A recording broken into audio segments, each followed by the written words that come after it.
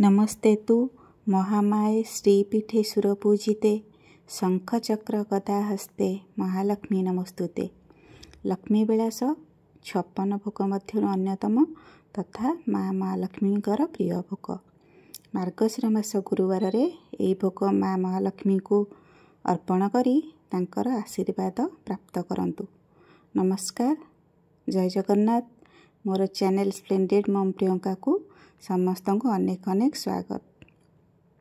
वीडियोटी full watch करंतु, भल लगिले like share करंतु।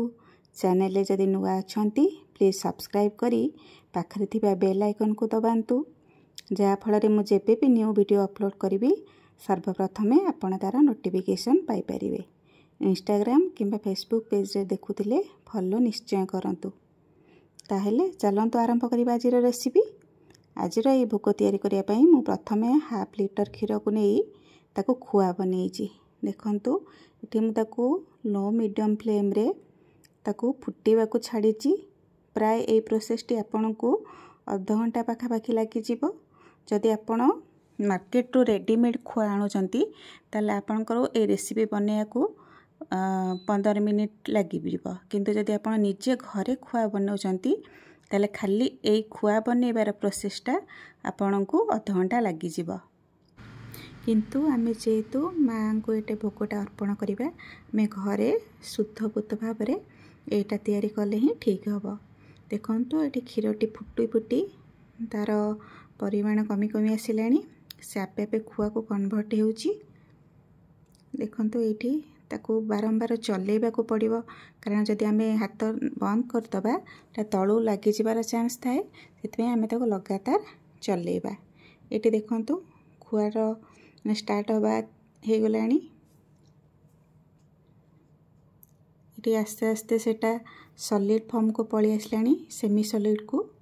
तापरे सेटा पूरा सॉलिड रे आसिकी खुआ रे कन्वर्ट हे जिवो। किंतु जे पर्यंत गोटे सेमतिया डो लाइक कंसिस्टेंसी न आसी आमे ताको सेमती चलाउथिबा। एठी देखंतु केमती गोटे माने पूरा सॉलिड कंसिस्टेंसी पळि आसलानी। एबे हमर खुआ प्रस्तुत हे गला। आमे तापर नेक्स्ट स्टेप को जिबा।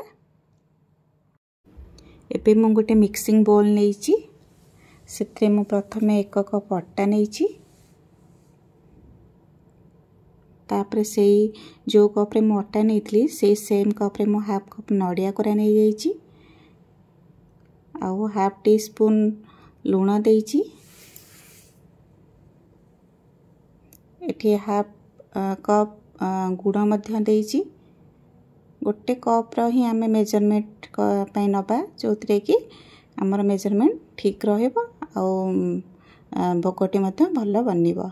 एठी मु देखंतु बड़ अळीच आउ 8-10 टी गोलमरिच गुंड नेइची। एठी जो खुआ बनेइथली सेटा को नेइची। तापरे ए समस्त को जिंस को मो हाथ रे भल भाबरे मिसै देउची।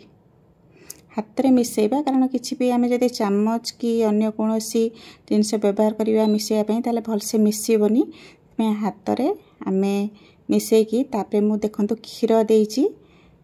क्षीरटा को एका थरे देबेनी, ताको धीरे धीरे थरे थरे करिक देबे।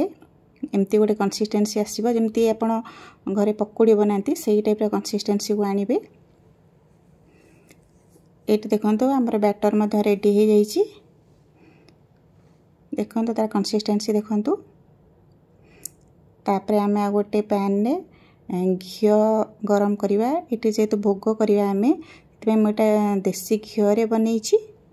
आउ ताको देखंतु घी तातिला परे ते मु छोट छोट पकोड़ी भलिया ताको देई देइची बैटर को। एटा को मीडियम फ्लेम रे करिवे, हाई फ्लेम रे कले ऊपर लागि जिवो किंतु भीतर कंचा थिबो। सेतपे सबले मीडियम फ्लेम रे एटा को फ्राई करिवे।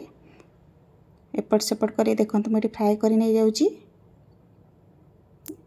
एटा भी देला परे देखंतु तार शेप भी फुली जाइची। ताको एपट सेपट करी धीरे धीरे हमें फ्राई करिबा। एटी प्राय फ्राई हे आसिलानी। एटी देखंतु फ्राई हे गलानी। आमे तो काढी नबा। एबे हमरो लक्ष्मी विलास भोग प्रस्तुत। Thank you. ଜୟ ଜଗନ୍ନାଥ।